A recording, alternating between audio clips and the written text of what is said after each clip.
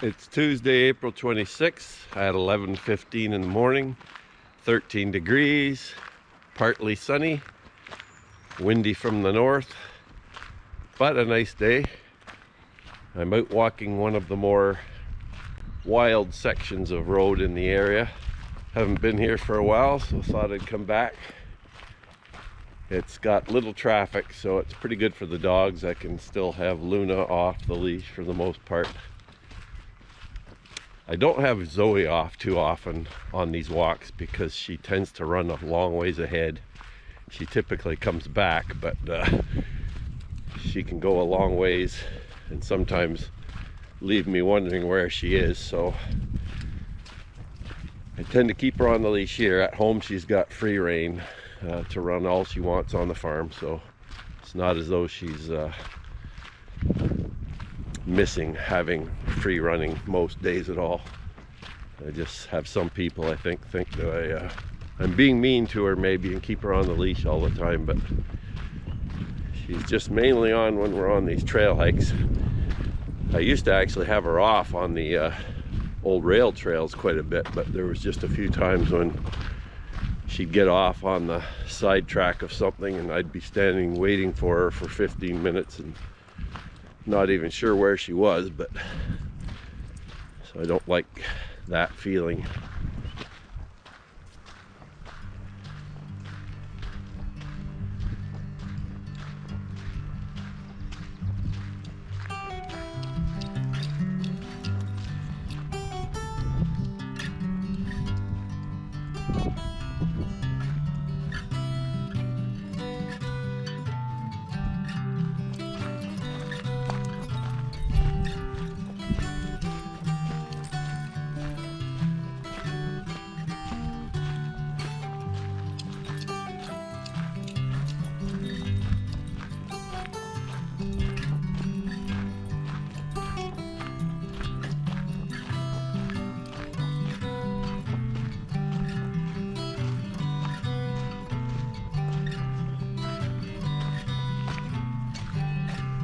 This way, Zoe. Come on.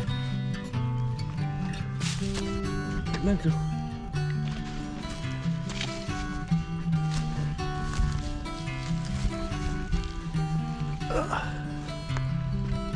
Climb up this rock and take a look off the top. Come on, Zoe.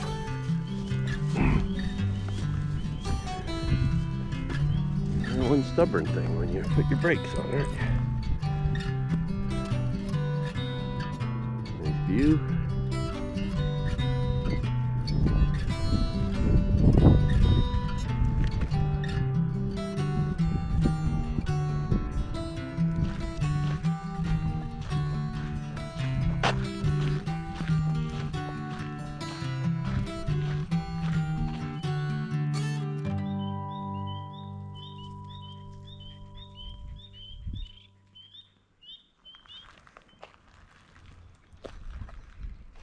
Quite a bit of rain fell last night, so you can see some of the roads are almost getting flooded on the edges here.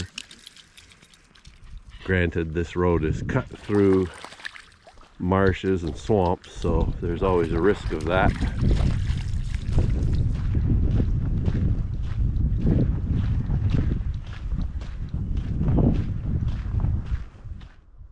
Out here, there's a nice leatherleaf bog with this river going through it.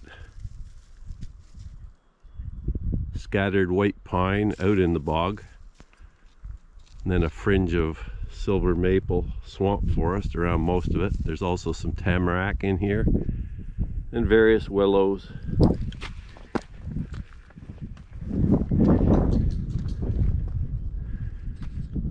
Here's a bit higher perspective of the bog.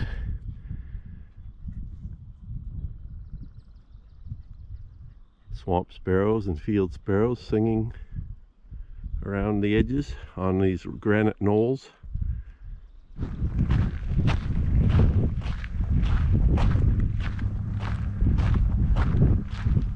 The Canadian Pacific Railway crosses through this area, and sometimes you're lucky enough to see a train. There was a short little one that just went through before we got here, but I didn't know it was coming even until it was almost upon us.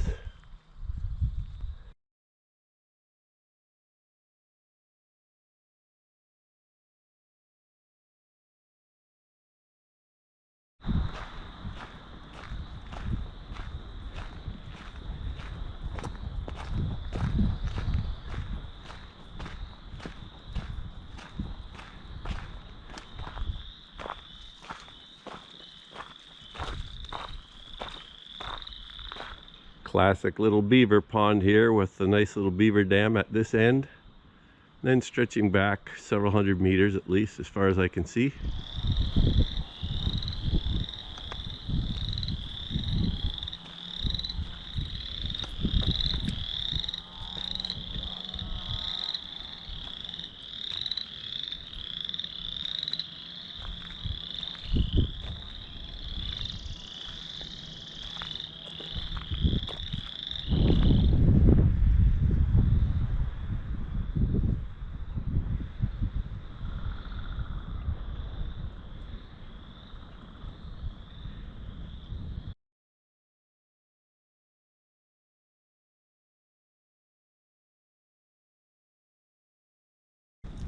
Painted turtle out wandering around on the road.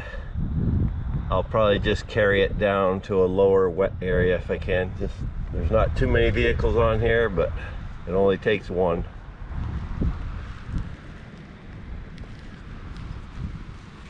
Beautiful colored specimen, dark green with the red blotching. Look at that. Beautiful.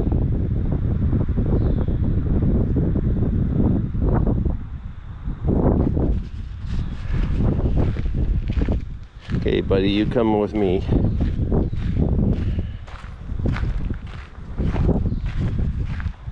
Probably a female. Thinking about nesting already. Seems a little early, but okay, I'll just find a place to put this turtle in here. This looks like a fairly good little marsh swamp. There you go. There you go. There you go, buddy.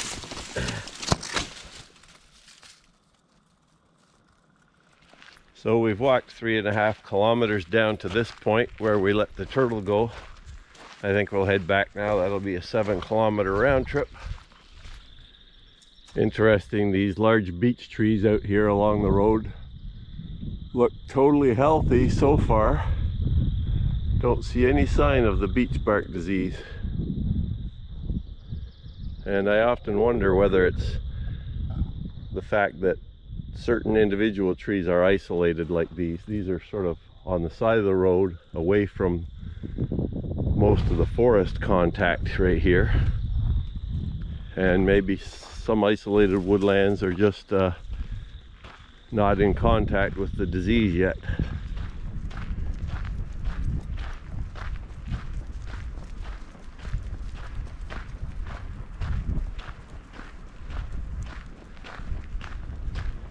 It's 1 o'clock right now, and still heading back to the car. Been sort of creeping along here looking at things.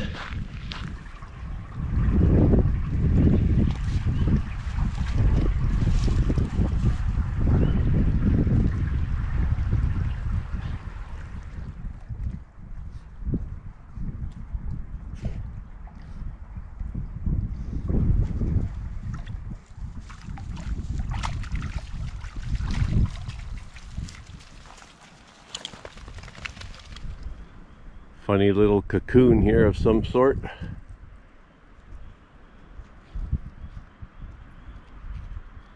Not sure what that would be.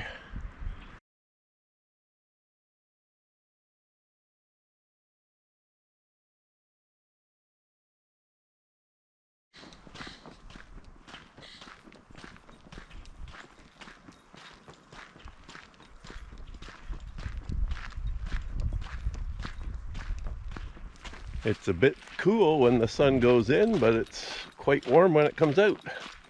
I almost get too hot in this fleece coat here, but I'd rather be a bit warm than a bit cold, so I keep it on, and it provides a pretty good average temperature. Car's just about half a kilometer ahead of me here. So we'll get in there, head home, have a bit of lunch to eat, and then try working on some other things. Found this nice feldspar crystal structure back there. Thought I'd bring it home. It's kind of a nice little piece for decoration, showing the cleavage of feldspar. The black mineral here, I suspect, is hornblende.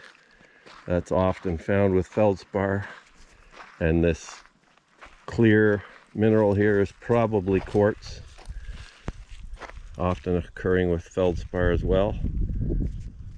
Anyhow, I hope all you subscribers and temporary viewers alike are enjoying this channel. If you ever have comments about the types of things that you'd like to see, or variations on how I present them, I'd be happy to hear your comments, or new ideas for things that you might like me to cover, given that I'm sort of covering a range of topics in the nature, farm life type, cycling world, gardening, that kind of stuff. Quite a range of diversity. But if you do have special topics you'd like to see covered, feel free to say that in the comments, and I'll see if I can maybe round up some approach to them. Hopefully that way I can get in touch with more of your desires and wants when you're viewing a channel like this. Thanks.